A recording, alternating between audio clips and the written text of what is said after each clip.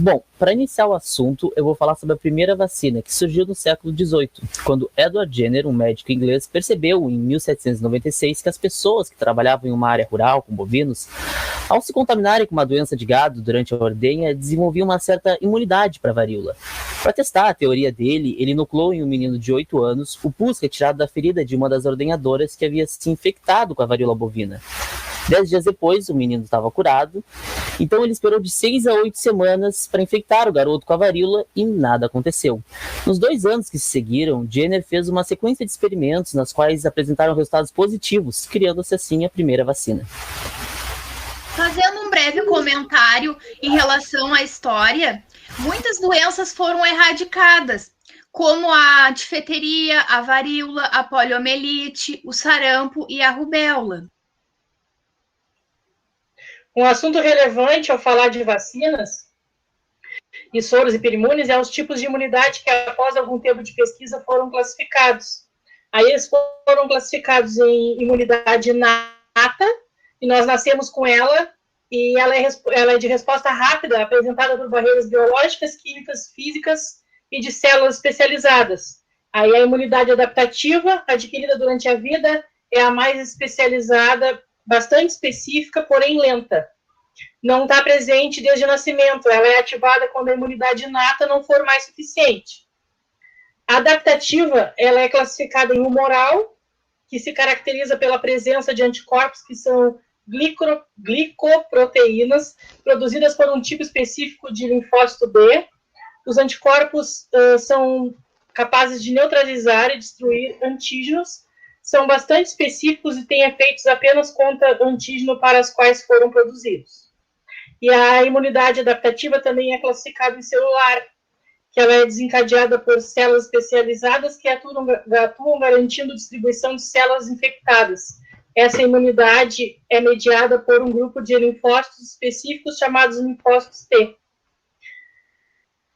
A imunidade ativada é aquela que o nosso corpo desenvolve quando o antígeno entra no nosso corpo, pode ser classificada em ativada, também é classificada em natural, que é adquirida devido ao desenvolvimento de uma infecção quando a pessoa entra em contato com o vírus, que ela já começa a produzir anticorpos, e artificial quando o antígeno é colocado no corpo através da vacina.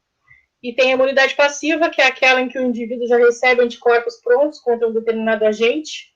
Ocorre transferência de anticorpos na forma natural, podendo citar a transferência de anticorpos da mãe para o bebê, por meio da placenta, e artificial. Temos a administração deles por meio de soros como o antitetânico. Trazendo, então, para o trabalho, nada mais importante que a gente possa definir os soros hiperimunes. Os soros hiperimunes, eles são definidos como qualquer imunológico produzido em animais e utilizado no tratamento de enfermidades provocada pela ação do veneno de animais peçonhentos. Então, para completar, eu vou dizer mais um pouco, para que fique um trabalho melhor. Então, também seria por toxinas de agentes infecciosos, como causadores de difteria, botulismo, tétano, ou ainda mais na profilaxia pós-exposição ao vírus da raiva.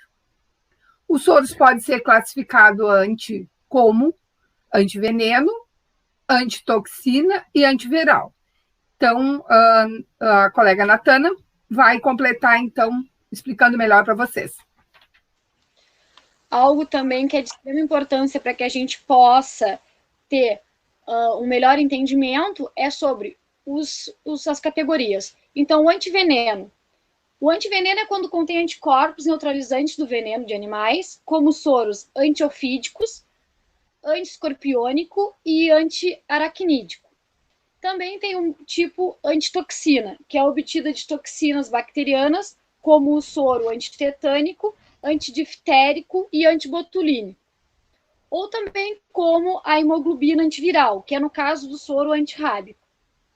É importante que a gente saiba também que o período de validade do soro é considerado através de condições de estocagem adequada. É de 2 a 3 anos a partir da data de fabricação do soro. No Brasil, não há venda comercial de soros, tá? O laboratório produtor oficial fornece seus produtos exclusivamente ao Ministério da Saúde e a definição dos locais de referência para que os soros possam ser aplicados. E isso é de competência das secretarias estaduais de saúde. Para completar, então, ficar uma informação mais objetiva, então, o Instituto Butantan atende há mais de 100 anos as demandas da saúde pública, sendo responsável por mais de 13 tipos de soro hiperimune. Para que um soro seja eficiente na neutralização dos efeitos tóxicos de um veneno animal ou agente infeccioso, é necessário que ele contenha anticorpos específico, dirigido contra as principais toxinas, responsáveis pelos efeitos.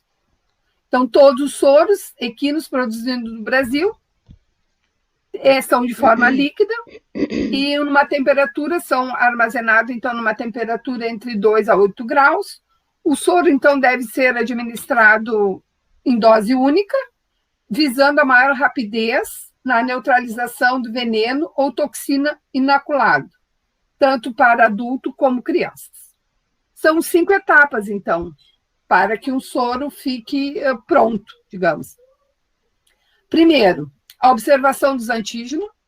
2, hiperimunização. 3, a sangria. 4, purificação, onde é separado o plasma. E aí, o que sobra, então, que são as hemácias, é devolvido ao animal, que chama-se técnica de plasmaférese. E a última, depois de passar, então, por um controle de qualidade, o produto acontece o invase.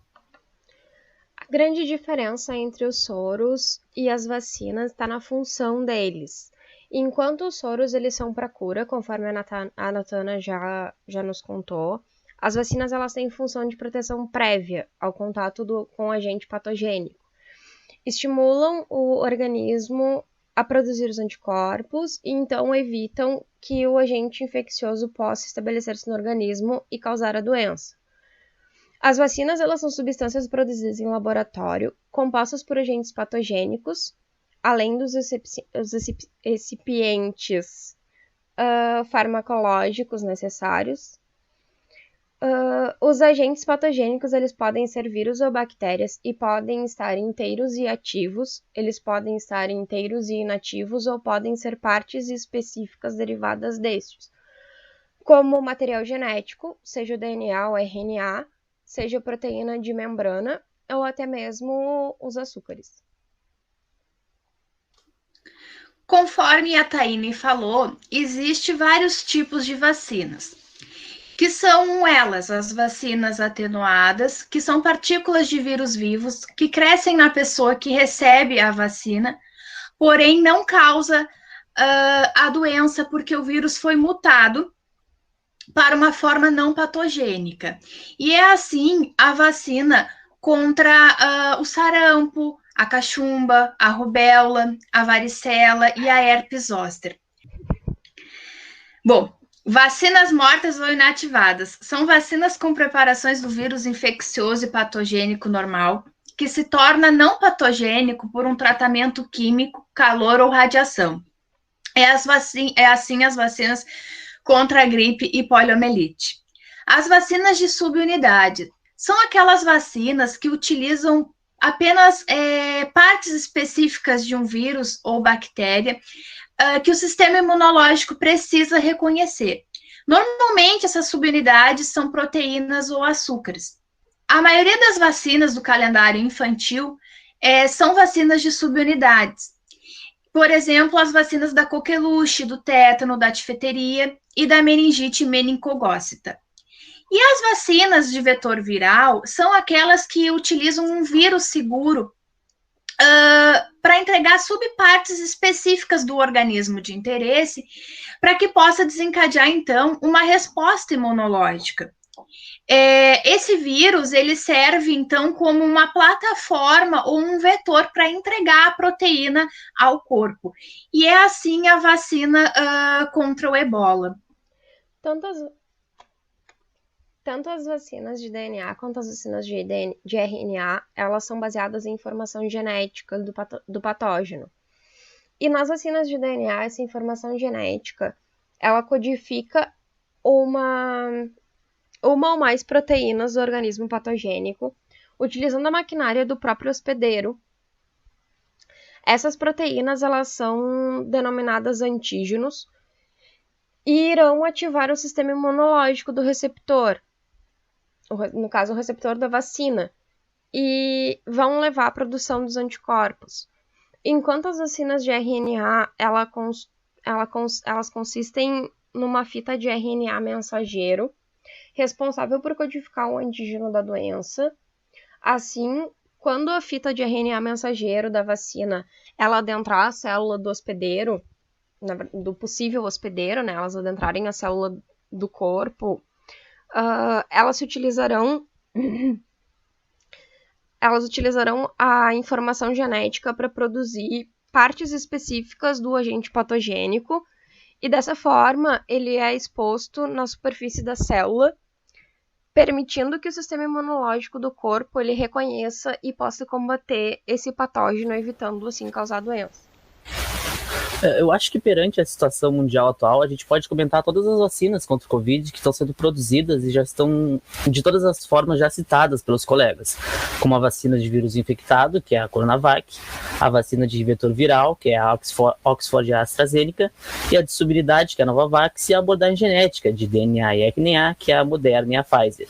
Com relação aos testes, eles são feitos para verificar a eficácia de uma vacina e são divididos em 2 etapas. O primeiro é o pré-clínico, testes em animais cujo corpo reage ao patógeno de forma similar ao corpo humano e às células cultivadas in vitro. Caso os resultados sejam positivos, ele passa para a próxima etapa. Na etapa clínica, a vacina passa a ser testada em seres humanos e é dividida em 3 fases para que haja o acompanhamento de forma segura. Na primeira fase, ela é testada em um pequeno grupo de pessoas, geralmente adultos saudáveis, para saber se há efeitos colaterais negativos e uma resposta imune. Na segunda, ela é aplicada em diferentes grupos com maior número de pessoas para testar a eficácia em diferentes organismos. E na terceira, ocorre uma aplicação em milhares de pessoas, focando os grupos de risco. Em alguns casos, como o do Covid-19, ocorre um monitoramento pós já a comercialização da vacina para verificar se há efeitos colaterais raros e se a vacina está atingindo a eficácia desejada. E assim como também existe várias vias de administração dela. A via oral, a intradérmica, a subcutânea e a intramuscular.